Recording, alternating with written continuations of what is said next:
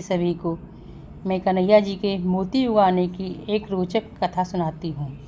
ये इस प्रकार है। एक बार राधा रानी अपनी सखियों के साथ मल्हार में कुंड के पास बैठी मोतियों की माला बना रही थी। तभी एक तोता ने आकर कृष्ण और उनके सखा को जो गऊ चरा रहे थे उन्हें संदेश दिया कि राधा रानी अपनी सखियों के साथ मोतियों की माला बना रही हैं।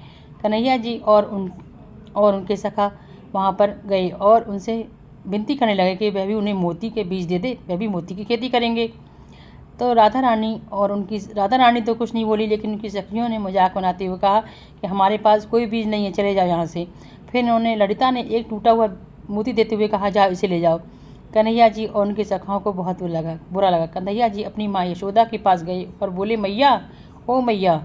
मैया ने कही, हाँ लाला बता, क्या बात है, क्या कह रहे हुए। तो बोले, मैया मैं मोतिन की खेती करूँगा, तुम मुझे मोती दे दो।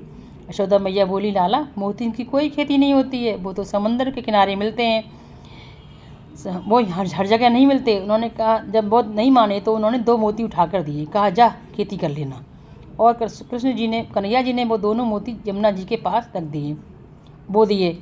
और उसके बाद में उधर राधा रानी ने भी अपने मोतियों को लेकर एक जगह पर बो दिया। वो उसे दूध दही से सींचती थी।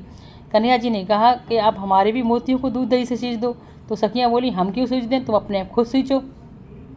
कुछ दिनों बाद जहाँ कन्हैया जी ने मोती बोए थे वहाँ सुंदर सुंदर 2 पौधे निकले और उनमें से फिर वो बड़े वृक्ष बन गए। और उनमें से जो पुष्प निकल रहे थे बड़े सुगंधित थे, उनकी खुशबू चारों तरफ फैल रही थी और वो मोतियों की भांति सुंदर थे। गोल गोल मोतियों की भांति उनमें से पुष्प निकल रहे थे। कन्हैया जी ने उनकी माला बनाकर अपने गऊओं को, हिरणों को, अपने सखाओं को, सबको बांटने लगे। राधा रानी और उनकी सखियों को पता चला तो उन्होंने भी विनती की कि हमें भी माला दे दो।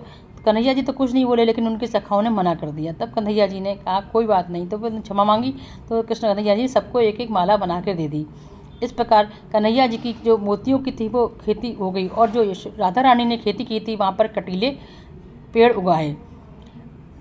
इसके बाद में कहते हैं आज भी मोती कुंड जो कि नंद भवन के पास है, वहाँ पर चारों ओर मोतियों के वृक्ष लगे हुए हैं। वहाँ पर जो वृक्ष हैं उनके जो फूल निकलते हैं वो मोतियों की भांति निकलते हैं और उनमें बड़ी सुगंध चारों तरफ फैली जाती है। वातावरण बड़ा ही सुगंधित होता है और जहाँ चारों तरफ वही मोतियों के फूलों की खुशबू फैल जाती है। आप जब भी नंद भवन जाओ तो एक बार आप मोती कुंड के पास जरूर जाना और देख के आना, वहाँ पर कितने सुंदर मोतियों के जैसे फूल, जैसे ही वृक्ष वहाँ पर चारों तरफ उगे हुए हैं। और इस प्रकार कन्हैया जी ने जो मोतियों की खेती की थी उसकी पेड़ आज भी उस काल के आज भी विद्यमान है। अगर आपको इस प्रकार की कहानी पसंद आई हो तो सब्सक्राइब कीजिए, लाइक कीजिए, शेयर कीजिए।